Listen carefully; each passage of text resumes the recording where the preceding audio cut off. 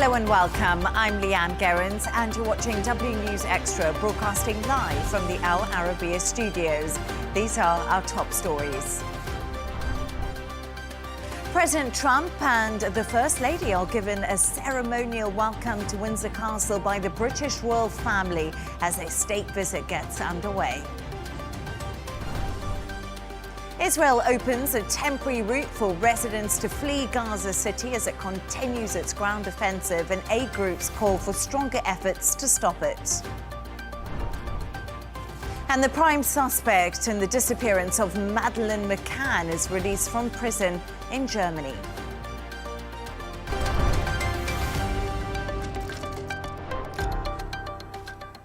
Now, President Trump's state visit to the UK has begun with a very royal welcome at Windsor Castle. Trump and the First Lady, Melania, enjoyed a carriage procession and guard of honour with the King and Queen, Camilla. This was followed by a special exhibition inside Windsor Castle and then a state lunch and an iconic Red Arrows flypast. To discuss this and all of today's stories, I'm joined by correspondent and columnist Gemma White and Dr. Elie Al Hindy, chairperson of the Department of Security and Strategic Studies at the American University in the Emirates. Gemma, let's start with you. I must say something. Nobody does it like the Brits. Phenomenal pictures, the glitz, the glamour, the pomp and pageantry. I loved every moment of it. Was it exactly what you were expecting? Do you know who else loved every moment of it? Trump. The man was in his element, and I think what you saw there was Britain playing to its strengths and making him a very happy man indeed, which was the entire point of it. So, yes, we saw King Charles very much in a sort of chief diplomat role. We had William and Kate greeting Donald and Melania straight off the helicopter. Then we had the Guard of Honour. And you felt a genuine desire here to make this a great visit for him. You know, it felt genuine, and their relationships and their friendships felt genuine as well. Nothing felt forced or awkward. So there was a carriage procession through Windsor Castle grounds. Now, this was not open to the public. It was private. The route was guarded heavily as well. You had King Charles and Trump in the first carriage, Melania and Camilla in the second, and then you had William and Kate, and then the US ambassador and his wife in the third. So you have this procession going through. Trump has always expressed a lot of respect and admiration for the royal family, the British royal family. He says it comes from his mother. His mother's Scottish. He says one of his earliest memories was of her watching the coronation on television. And he genuinely has admiration for that kind of level of establishment. So I just think he had an absolutely amazing time, and I think that was the whole point of it. And I think the soft power was definitely in play today when you saw Donald Trump with the royals. And I also felt it was really intimate. If you watched the whole procession, it almost felt like a family coming together. The royals did a fabulous job. So they do have a relationship that goes long back. Personal acquaintance with Charles, with Andrew, with other people in the royal family. So I guess this came into play also. Andrew was missing this time. Yeah, but still. Yes, which was a big topic because, of course, Andrew greeted Donald Trump 6 years ago first trip, on his first royal visit. And Andrew played a key role in it. But we do know that Epstein was present, even though he's not present. And Dr. Elie, that's been a big conversation because Epstein wasn't present, but really is some way linked to the big three men, Keir Starmer, to President Donald Trump, and also to King Charles in all sorts of different ways. Definitely. I mean, we saw them doing their best to avoid any, demonstrations or things to disturb the peacefulness and the joy of the visit. But still, somebody managed to project on the Windsor Castle the picture of Trump and Epstein together, and then they also had it spread on a certain lawn there. Definitely this is something in the public mindset that it is there, and still with all the issue of the releasing of the file and whatsoever in the US, still things are not clear on how was Trump's interaction and how far did it go and so on. So this is definitely an issue that's going to keep coming back. And I think this is also another big reason Trump has been protected from the anti-protests that we saw 6 years ago, because really, as we said, everything was intimate, very high security today. So today, Dr. Elie, is all about flattery. It's all about the royals. It's all about playing into what Donald Trump loves, and that's the flamboyance, the pomp and pageantry. But tomorrow really is the big day at Chequers with the Prime Minister Keir Starmer, and it's getting back down to business, the vital nuts and bolts and trade agreements and lots of other things. Do you think this will be thrashed out once and for all? There will definitely be a nice influence from all what happened today on tomorrow's discussion. It will, bring the different negotiators closer together in that sense. I think there could be some kind of a breakthrough on the trade deal, or at least fortifying the relationship on trade and economy and so on. We have to keep in mind that the UK is now out of the EU, and it needs to have a good relationship with the US. It cannot afford a bad economic relation with the US and a bad economic relation with the EU. So they will definitely put all their effort there. They definitely will make use of all this that happened today to push forward a better condition on all the trade deals and so on. However, there's a lot of problematic issues on foreign policy and on different things. Definitely the issue of Israel, the issue of Ukraine, the issue of the EU altogether, NATO. On all of these things, we've seen the UK separate and have a completely different opinion and position than that of the US. And I think that's a really interesting point, because I spoke to a former MP a little bit earlier, Tobias Alwood, on this exact topic. And he actually said something to me. He said the UK has a long history of leverage on the US. So right now is the time to influence that leverage and to come to a deal almost on Ukraine, on a Palestinian state. But I think that might be wishful thinking. I think it is. I don't think the UK has enough leverage on a person like Trump with all his plan and campaign and all of that. What he represents is not easy to change. He cannot afford to change the things that he believes in and so on. But again, on an issue like the issue of Israel is a very blunt position in supporting Israel that could be eased down by the UK, by a more moderate position like the one of the UK or the EU. There might be some discussion there. But again, I don't think they have enough leverage to actually push Trump to change his positions on these key issues. And Gemma, I also want to talk about another thing. So we had some real key moments of the day where we saw the red arrows. We're seeing those pictures now fly past over Windsor Castle. But I'm always fascinated by the gifts that they give each other. Can you tell us more about who gave who what? So there was some amazing gifts being given, some very thoughtful and significant gifts. So King Charles was given a replica of President Eisenhower's sword. That symbolises the historical partnership between the nations. And Camilla was given a Tiffany vintage 18-karat gold diamond and ruby brooch, flower brooch. Now, diamonds are Melania's birthstone and rubies are Camilla's. So some real thought has gone into that. Now, in turn, they gave Trump a bespoke hand-bound leather book celebrating the 250th anniversary of the Declaration of Independence. And Melania was given a silver and enamel bowl featuring the Queen's cipher, created by a Northern Irish artist. So also a personalised Anya Hindmark bag, so I'm sure we'll be seeing that. But yeah, some really nice gifts, and it's really nice when you see the thoughtful details that go into it and the history as well. Yes, because we know Donald Trump does love his history. Yes. I would have. He does feel like royal anyway. He would love to be royalty somehow. I think he has a crest as well. Yes, Yeah. Sure. And he was also given the flag that was hoisted above Buckingham Palace on his inauguration day. So I'm sure that many people will see that around the White House in the future. Yeah.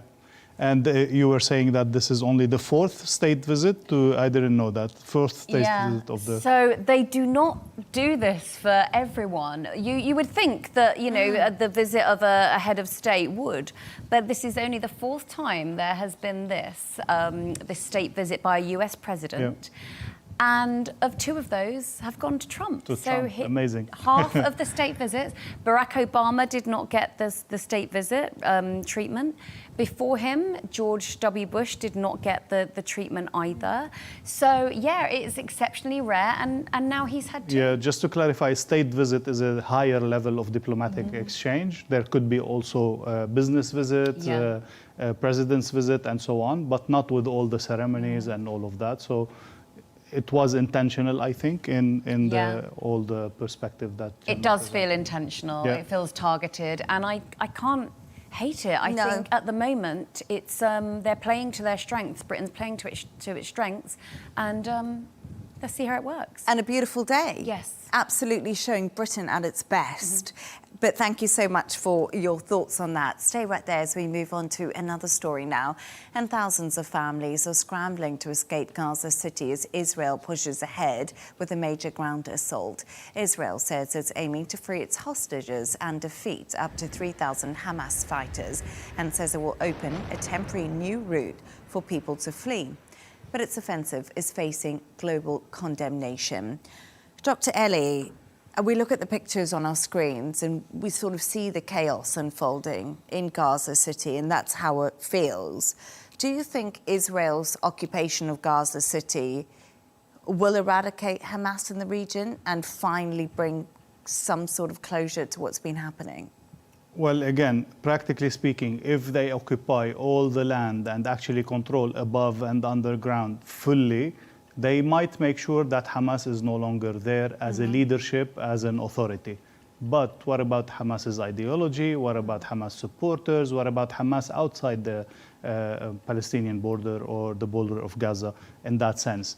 And the more important question, how long does it going to take? How much destruction is it going to take? How much death of people is it going to take to actually have that full unconditional control in that? So I doubt that we can speak about eradicating Hamas in that sense. It does not make sense. It's going to be coming at an extremely high price. And more importantly, we repeat again and again, what is the plan of the day after? What kind of peace? A peace with who? If you're killing the diplomats, if you're killing the negotiators, if you're aggressing a state that is leading the mediation, what are you expecting? Who are you going to be dealing with? And in the middle of that, going back to Trump, unconditional support from the US, even against the attack of Qatar on Qatari soil. Absolutely no significant condemnation or significant action, let's say, by Trump's administration. On the contrary, Rubio came, and he came to support Israel and to see how they can stop Israel being pressured by other countries. And I do know that when Rubio went on that visit to Israel, he did say he was going to get questions on the day after Israel's plans for what happens after the occupation of Gaza City. But we didn't seem to get much information from that visit either. So people are left in the dark when it comes to that. Let me just add one point, if I may. This tactic of surrounding a certain city and keep bombing it until the people flee out is a clear tactic that has been used by Putin, by ISIS, by Assad, by different people around the world. It's a clear statement that we want the land without the people. So we will surround the city, we keep bombing it and destroying it, keeping one way out of the people, guiding them to where we want them to go. So it's unfortunately becoming clearer and clearer that Israel intends to stay in control of Gaza, and if possible, without all of the Palestinian people. And we talked about the death toll earlier, 65,000 people. The UN Commission has declared a genocide, and it becomes a very difficult situation for these people, Gemma, especially trying to flee Gaza City right now. And where are they going to go to? And is there any way that they can possibly ever return to their homes? Well, as you said, there's one route out. Interestingly, they're being pushed towards this so-called humanitarian zone further south. Now, Today, the Israeli army said they're going to open another temporary route out of the city that's only going to be open for 48 hours. That's another corridor because the existing route is become completely congested. You know, you're seeing long delays. You're just seeing families by the side of the road. They don't really know where to go. So this sort of notion that there's another route being open for 48 hours, I mean, I don't know how much good that does, particularly for people who don't have anywhere to go. So over the sort of past year, there's been 4 countries that have been, 5 actually, if you include Jordan as well, that have been touted. Their names seemingly picked out of nowhere, because when these countries are asked, oh, so you've said you're going to take in refugees, they're kind of confused, you know, that there's been no talks about it. So Egypt, the Egyptian foreign minister, has said that Egypt will not take in any refugees on the grounds that to do so would be an end to the Palestinian state. They've been very firm on that. Now, other countries whose names have been touted, South Sudan, Indonesia and Somaliland. Now, South Sudan have rejected reports as baseless that they were ever going to take in all these refugees. Indonesia had said they would take in 2,000 Palestinians who need help or urgent medical care, but that they would then be sent back. And Somaliland said there's been no such talks whatsoever. Jordan obviously rejected the plans immediately. So as to where they will go, there is still no answer. And you know, you named a few countries there which are having their own domestic issues and their own domestic problems. So would it even be safe for them to go to those countries is the big question I think a lot of people will be asking. But earlier I spoke to Nomi Bar Yaakov, international peace negotiator and fellow at the Geneva Center for Security Policy. We spoke at length about the relationship between Trump and Netanyahu. Take a listen. I think that he was persuaded by Netanyahu that Hamas has to be, quote, unquote, eliminated. And I think that he believes that this is the way to go forward. And that is why I think he probably green-lighted the attack on Doha. And that is why he has green-lighted the attack on Gaza. And I mean, the current one on Gaza City. It's very clear because Marco Rubio, who was in Israel just on the eve of the attack, made it very clear that the attack has US support. And there we are. It's sort of that big question. As long as Israel has US support, it seems unstoppable. Definitely. Just a continuation of what Gemma was saying. We know in Lebanon for a fact firsthand that the people were pushed out their homes in 48 and 49, and they came out with the key of their homes in their hand, and they were expecting to come back in a week or 2 weeks. They've been there in Lebanon and other countries since 48. So it is really the long-term game that is being played by Israel, and having the full support of the US.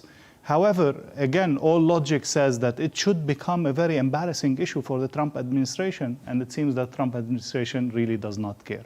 We just had the UN report yesterday confirming, by independent commission, confirming that 4 out of the 5 criteria of genocide have been implemented. I always said I don't use this word slightly or lightly in any way, because it's really technical and a legal perspective. Now we have the legal documentation, the proof that 4 out of the 5 criteria of genocide have been committed by the Israeli forces in Gaza, and still the world is unable to stop them. And I think the big thing is, yesterday I spoke to somebody who was part of the Israeli military previously, former, and they disregard anything the UN says. They just say we can't trust them, they bias, they don't support us. So it leaves so many questions. But thank you so much for your thoughts on that. Let's move on now. And the main suspect in one of the most high-profile, unsolved missing persons cases in the world has been released from prison. Christian Bruckner was released from a prison in Germany earlier this morning, where he's been serving a sentence after being convicted for raping a 72-year-old American woman in Portugal in 2005. However, the German national remains a prime suspect in the disappearance of Madeleine McCann, who vanished in Portugal in 2007. Gemma, I'm sure you followed the Madeleine McCann case like many of us did, and it was in the forefront of our minds for so many years. Yeah. How do you think her parents will feel about the police's main suspect walking away today? It's been difficult for the McCann family. Yeah, I mean, there's been no reaction, but that's to be expected. It's still so new. As to whether they will react, who knows? You know, they have their twins, they have their grown-up children now. Maybe they'll want to not, you know, react publicly in order to kind of preserve their children, you know, from the glare of the public eye. We have to assume this will open up fresh wounds again, because this is the man they have been told for years and years by the Germans, the Portuguese and the British police forces that this is the #1 suspect. They simply don't have enough evidence. Everything's a little bit circumstantial. They just don't have enough hard evidence to convict him. So when you're told this is the man that took your child and did, well, we can't even imagine, then yeah, it would feel like an absolute betrayal to see him walking out of court with nothing but an ankle monitor on.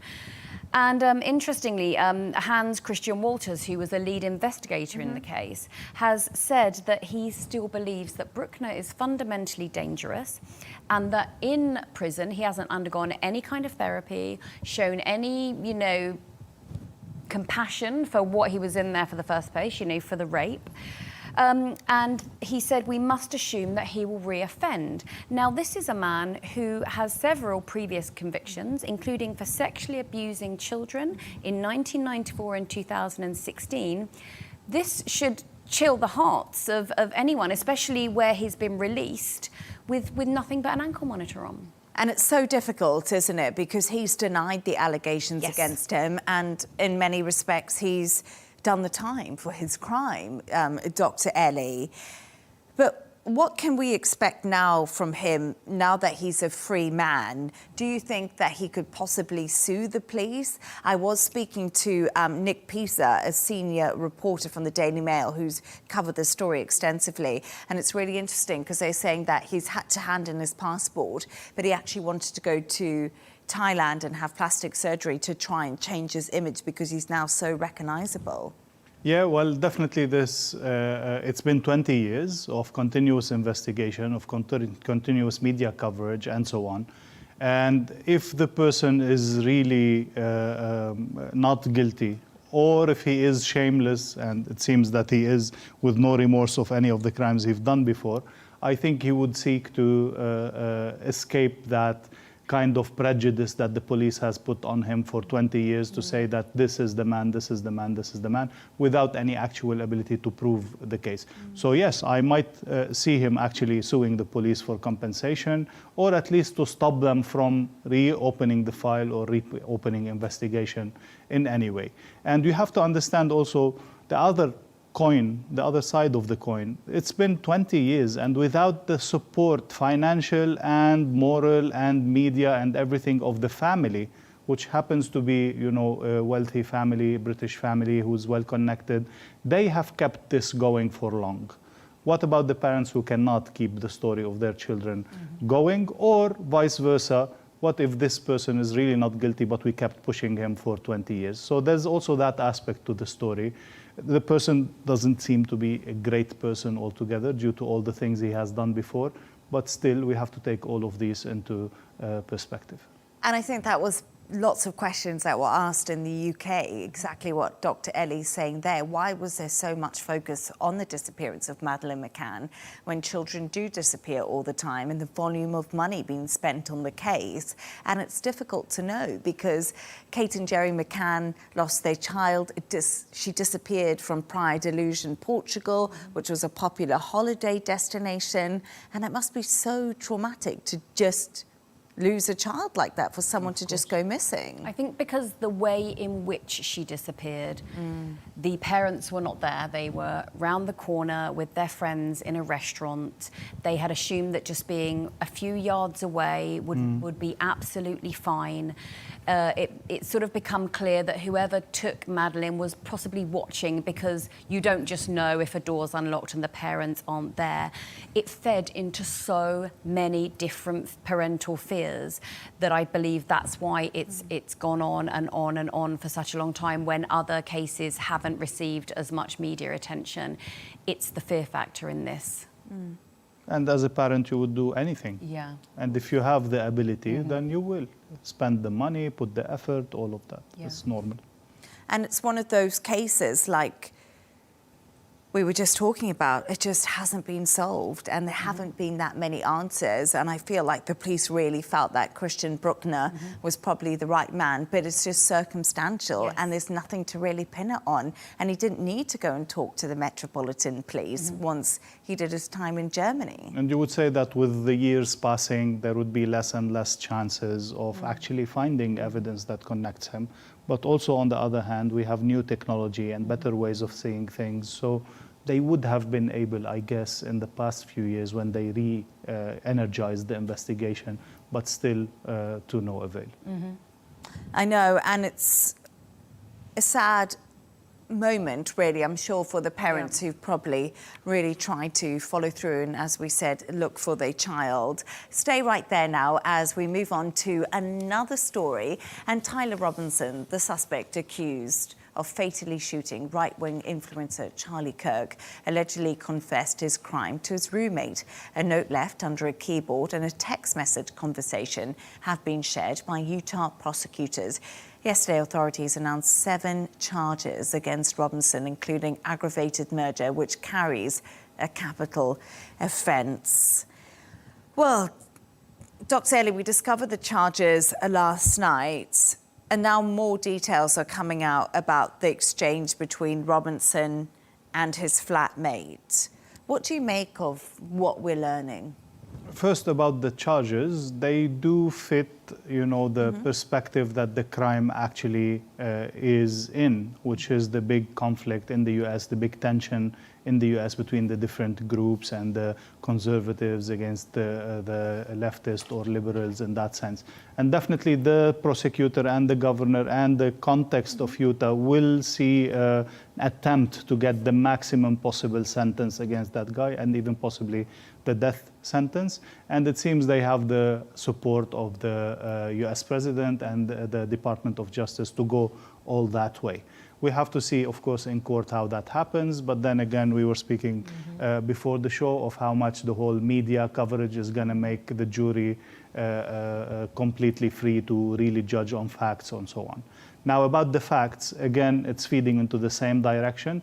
The person, his background, what we know about the groups, the games he used to play online, his roommate or the partner as a couple, the background of both of them, all that context put Tyler and his partner as at the exact opposite of Charlie Kirk. And it seems like they are, the arch enemies of each other. They represent exactly what the other person or the other side is fighting.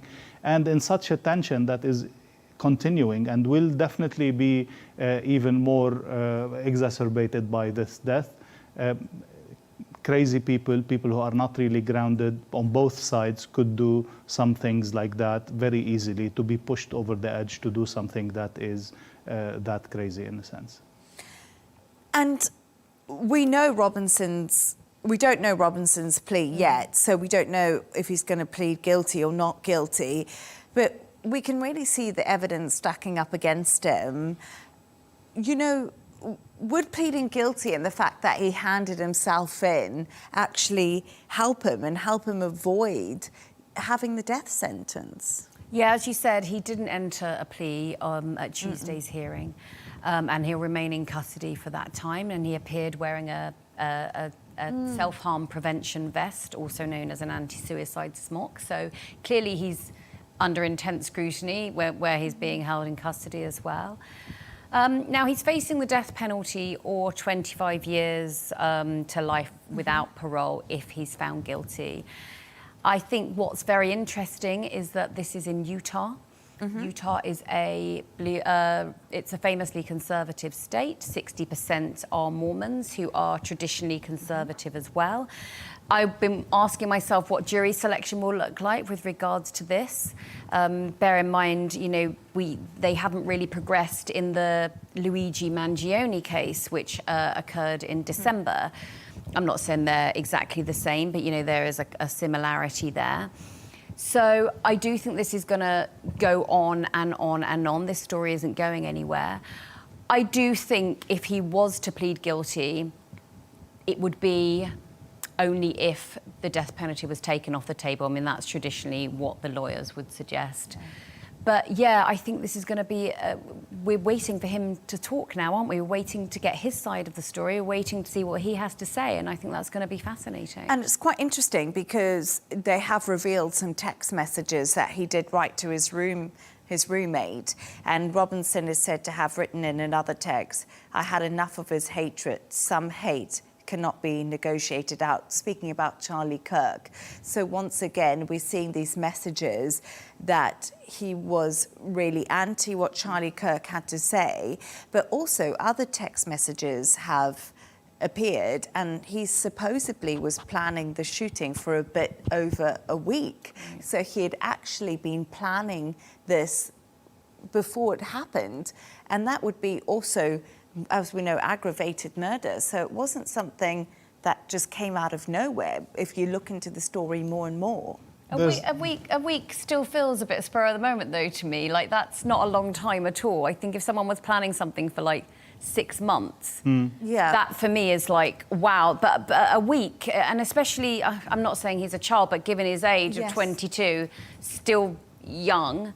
But then the circumstances, knowing that Charlie is going to do that tour and that's going to be in Utah, this would trigger the planning for a specific attack in that sense.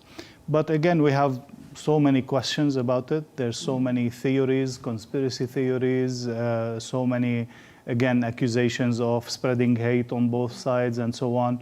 I think we will hear about this for many days and weeks and maybe months to come.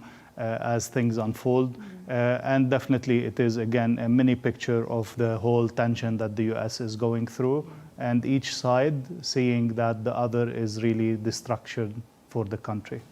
I wonder if we will see copycat murders possibly happen, or copycats coming out, because that would be the big concern now, and that might be why the US could try to work to try to bring the left and the right closer together to dampen down the tensions. I think that would be on a lot of people's minds, the potential for copycat, especially if they're a high-profile figure, either on the left or the right. They're going out to do speeches or they're meeting the public. That's got to be at the forefront of their minds, for sure. You mentioned earlier, Piers Morgan is, you know, going to be doing a tour of the US, talking. He's a high-profile person. He has lots of opinions that he's unafraid to share. You have to wonder if these conversations are going on behind closed doors. And Tucker Carlson is another one. He did an interview with Megyn Kelly shortly after the death of Charlie Kirk, and he did say there has been threats on their lives, and this is something that they do face. So it is a real problem. There's the direct, let's say, direct life threats by an angry person, by a young person, by somebody who's on extreme on this or that side. And there are what could be an intentional, you know, attack that is prepared, where people are pushed to do something, who are intentionally trying to destabilize the US for this reason or the other. All of these come into play, really, and we cannot specify, but definitely these people are in danger. All outspoken people on both camps are really in danger. And for me, it's a bit, you know, ridiculous for the people who are claiming that they are extremely in favor of gun control to use guns to kill another person. So for me, there's a bit of hypocrisy there. But again, as we said, a person held up in all that tension, is easy to lose it and do something that is not something normal. And we know that Charlie Kirk's memorial is going to be taking place this Sunday, and it's going to be happening in Arizona, and both Donald Trump and Vice President J.D. Vance will be speaking at the memorial service on Sunday. But I've said it time before, the sad reality of this is a young man, Charlie Kirk, at the age of 31, lost his life, left behind a wife and 2 young children. And I think we have to remember at the heart of this are real humans, despite the opinions that they might have.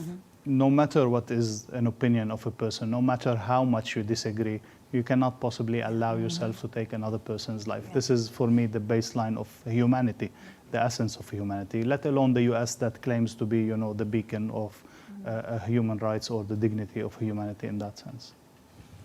Thank you so much for your thoughts on that. It's now that time of the show where Gemma and Dr. Elie have chosen two of their quirkiest stories of the day. And Gemma, yours is about the world's first solo traveller cruise, which is launching. Can I tell you something? When I saw the story, I was like, why hasn't this happened before? I don't know if you thought that. It's beautiful, huh? It's beautiful, but also, why so late? I'm going to get my Bridget Jones head on here and just say smug couples are not permitted on this cruise. It's singletons only. Yeah. Yeah, it's been announced. Solo travellers, this cruise is for you.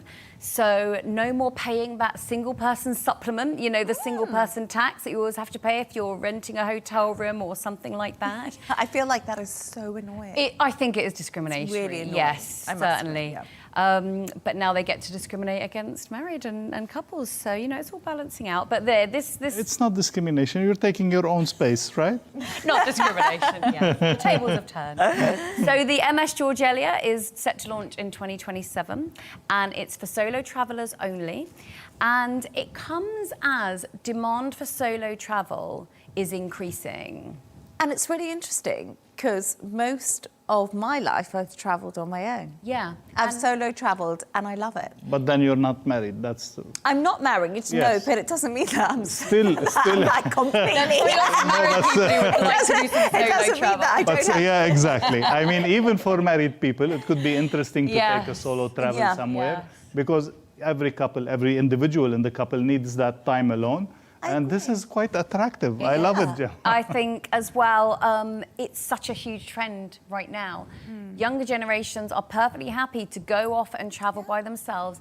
It's what's being searched, it's what's trending on Google. So here, I wonder if we'll start to see a lot more travel, a lot more experience, based around the solo traveller experience. And I just say something, I travelled the world, a lot of it on my own, without any friends and I just met the most amazing people. I had the most phenomenal time. Exactly. I met people who changed my plans because I wasn't with somebody else to hold me back. And I would recommend it for everybody. Yeah. And then again, it's the Danube.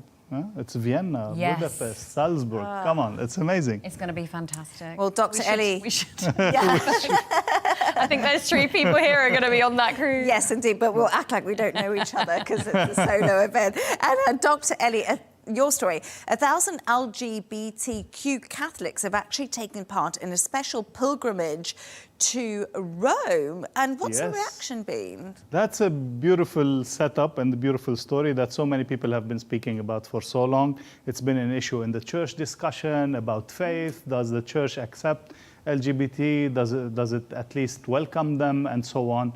And the big step forward was done by the previous Pope, Pope Francis, to say clearly if we are into the Christian faith, we cannot possibly tell anyone you are not welcomed in church, no matter what, no matter who, etc. Of course, there's the other version of that, not the other version, but the complementary version of that, that these people need to be knowing that they are living in sin and they are repenting and so on. Anyway, this is a first that we see a whole festival. It was held in the Church of Jesus in Rome. They had their celebration, they had their pilgrimage, their prayers, and then they processed into the Vatican and actually visited the St. Peter Cathedral. They were welcomed, the doors were open, and they even had a small prayer inside. So it is really a sign that Pope Leo will be a continuation in that sense of the policy that Pope Francis followed, that everybody is welcomed into the church, even if they are sinners. Eventually, we are all sinners in the concept of that, and we are all going to church to receive forgiveness or perform all the practices of our faith. And I actually went to a Catholic convent boarding school in Zimbabwe. I'm a good Catholic girl. But I just want to say, what an amazing milestone for the Catholic Church. And Gemma, I don't know if you agree with me, but I couldn't have imagined this happening 20 years ago. Yeah, I do. Definitely. It's sort of, It's an acknowledgement that hasn't necessarily been there before. Whether it changes anything, you know, within the church, that remains to be seen. But because it gets quite difficult to say, come one, come all, but not in certain situations. So I think it's a great thing. Anything for inclusivity and anything that recognises that you can be who you want to be and still have your faith and not have that questioned. I think that's beautiful. And Yeah. I think it's a nice sign also, as we were saying again before the show, that faith is not a book that is 2,000 years old, at least for me or for the Catholic Church. It is an evolving thing. It is an understanding of the world. It is an adaptation of how the world is changing. Does not mean that the foundations or the principles of faith can be changed, but there's always a way to accommodate and to live with the current times. No, I do agree. Thank you so much for both of those stories. And of course, thanks to today's guest, correspondent and columnist Gemma White and Dr. Elie Al Hindy, chairperson of the Department of Security and Strategic Studies at the American University in the Emirates. And that's all from us on W News Extra. Don't forget to subscribe to our YouTube channel and of course follow us on X. GNT is with Tom Burgess Watson, and that will be coming up next. Goodbye and thank you.